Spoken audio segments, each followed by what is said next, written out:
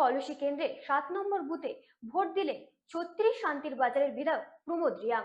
ভোটের পর তিনি জানান, শান্তিপূর্ণভাবেই চলছে ভোট গ্রহণ, তবে দু একটি ছোটখাটো ঘটনা ঘটেছে। পুলিশ দ্রুত ব্যবস্থা নিয়েছে বলে জানান তিনি।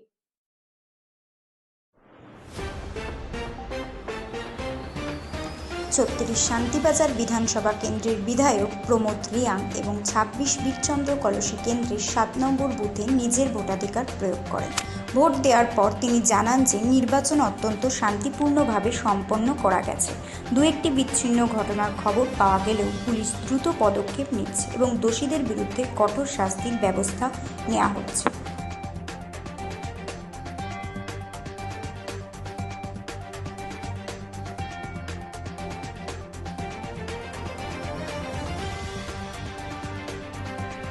দেখো, আমি তো সকাল থেকে পুরো আমার বিধানসভা, বিশেষ করে আমার বিধানসভা আমি পুরো এলাকায় ঘুরছি। সবখানে শান্তিভাবেই ভোট চলছে। কোনোখানেই ভোট রিগিং বা ভোট ক্যাপচারিং এইভাবে কোনোখানে দেখা নাই বা হয়নি। কিন্তু কোনো জায়গাতে ত্রিপুরা মথার পোলা পান্ডা 4-5টা গাড়ি নিয়ে, মানে দলে দলে নিয়ে এখান থেকে ওই ভোট থেকে ওই ভোট, এইভাবেই এরা কিছু ষড়যন্ত্র করছে। তাহলে বাকি সব ঠিক আছে। কোনো জায়গাতে মানে একটা জায়গাতে শুনছি ইনসিডেন্ট একটা হয়েছে, ওইটাই এতটুকু। নাহলে আমার পুরো শান্তিবাজার বিধানসভা একদম পিসফুল। কোনোখানে এরকম ভোট ক্যাপচারিং থেকে শুরু করে মারপিট থেকে শুরু করে কোনো ধরনের।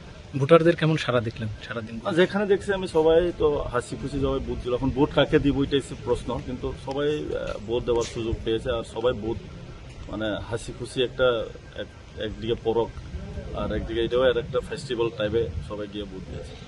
সঞ্জীব আলোচনা এলাকাতে আমি শুনেছি, কিন্তু এখনো অ্যাকচুয়ালি এটা কি নিয়ে হয়েছে আমি জানি না, কিন্তু আমি দেখতে কি হচ্ছে। আচ্ছা, সঞ্জীব রিয়াং এর জয় নিয়ে কতটা নিশ্চিত, কি মনে হচ্ছে? মানে সারাদিন তো ঘুরলেন। দেখো, এখন আমি প্রথমেই বলবো যে এখন মানুষের মনে কি আছে এটা আমি বুঝতে পারি না।